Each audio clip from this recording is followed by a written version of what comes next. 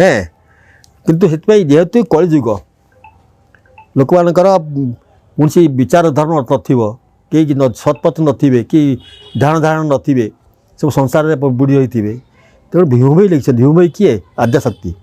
ଜଣେ ଆପଣଙ୍କର ଜଣେ କହିଥିଲେ ମୋତେ ଛୁଆ ହୋଇକି କିଏ ଜଣେ କହିଥିଲେ ସେ ହେଉଛି ଆଦ୍ୟାଶକ୍ତି ବୋଲି ଦ୍ୱିତୀୟ ଅଧିକା ସେ କହିଛନ୍ତି ପ୍ରଭୁଙ୍କୁ ଯେ ଆପଣ ଚିହ୍ନା ଦେବେ ମୋ ଭକ୍ତ ଚିହ୍ନି ପାରିବେନି ଏପଟ ସେପଟ ହେଇଯିବେ ଆପଣ ନିଜେ ନିଜକୁ ଚିହ୍ନା ଦେବେ। କେମିତି ଚିହ୍ନା ଦେବେ? ପାଦପଦ୍ମ ଦର୍ଶନ କରିକିରି। ତେଣୁ ପ୍ରଭୁ ତାଙ୍କ ପାଦପଦ୍ମ ଦେଖେଇକିରି ଚିହ୍ନା ଦେବେ ପ୍ରଭୁ ଭକ୍ତମାନଙ୍କୁ। କାହିଁକି ଏକଥା ବି କହିଲେ ନା ସେ ଏଭଳି ଭାବରେ ରହିବେ ସଂସାରରେ କେହି ଭାବିବେନି ସେ ପ୍ରଭୁ ବୋଲି। ସତ୍ୟ ସାଧାରଣ ଗରିବ ଲୋକ ଭଳିଆ ରହିବେ। ଅନ୍ନ ଘର ଭଳିଆ ତାଙ୍କ ଘର ଗଣ୍ଡଗୋଳ ଚାଲିଥିବ ଭାଇ ଭାଇ ଭିତରେ ପିଟାପିଟି ହେଉଥିବେ। ମୁଁ ଭାଇ ଦୁଇ ଭାଇ କିଏ? ଧଳା କଳାକୁ ତାଙ୍କ ପୁଅ ଜଗନ୍ନାଥ ବଳଭଦ୍ର ତାଙ୍କ ପୁଅ ହିଁ ଜନ୍ମ ହେଇଥିବେ।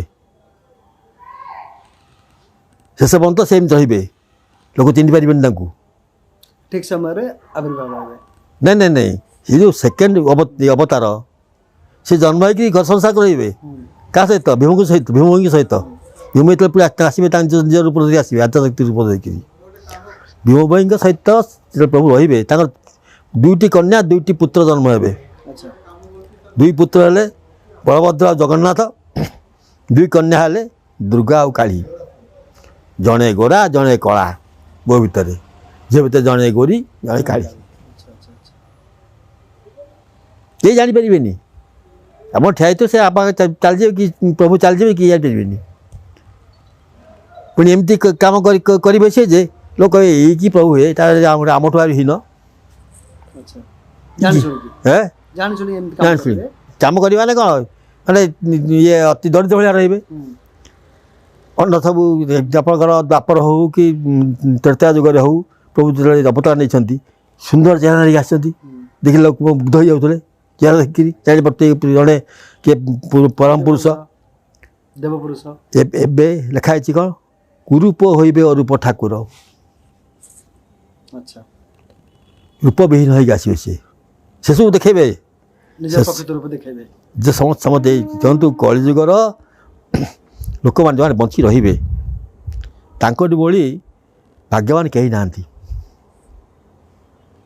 କାହିଁକି ସ୍ୱଚ୍ଛକ୍ଷରେ ଯେଉଁଟା ପୁରାଣ ପଢ଼ୁଛେ ଶିବ ଆସିଲେ ଆମକୁ କଲେ, ସେ ଆମକୁ ଦୁର୍ଗା ଆସିଲେ ଆମକୁ କଲେ, କାଳୀ ଆସିଲେ ଆମକୁ କଲେ, ସେ ସ୍ୱଚ୍ଛକ୍ଷରେ ପଢ଼ୁଛେ ଦ୍ୟାଟ୍ ୟୁ ୱିଲ୍ ସି। ପୁରାଣ ପଢ଼ୁଥିଲେ ଆମେ ପଢ଼ି ଜାଣୁଥିଲେ ଭାବୁଥିଲେ କି ବଢ଼ିଆ ଲୋକ ଭାଗ୍ୟ ତାଙ୍କର। ଶିବ ଆସିକି ତାଙ୍କୁ ମୁଣ୍ଡରେ ଆଶୀର୍ବାଦ ଦେଲେ, କାଳୀ ଆସିକି ତାଙ୍କୁ କଲେ, କି ପ୍ରଭୁ ତାଙ୍କୁ ପାଖରେ ରଖିଲେ କି ଭାଗ୍ୟ ତାଙ୍କର। ବିଶ୍ୱରୂପ ଦର୍ଶନ କଲେ କି ଭାଗ୍ୟ ତାଙ୍କର। ବିଶ୍ୱରୂପ ଦର୍ଶନ କରେଇବେ ଦୁଇଥର। ଦର୍ଶନ ବି ହବ ଦୁଇଥର, ଥରେ ନୁହେଁ। ଥରେ ଜୋରନ୍ଦାରେ, ଥରେ ଖଣ୍ଡଗିରିରେ, ଭୁବନେଶ୍ୱର ଖଣ୍ଡଗିରିରେ। ଜୋରନ୍ଦାରେ ପୁଣି କ'ଣ ହବ, ପୁଣି ଖଣ୍ଡଗିରି କ'ଣ ହବ? Joranda will be religious held of whole world. ଆଚ୍ଛା ତେବେ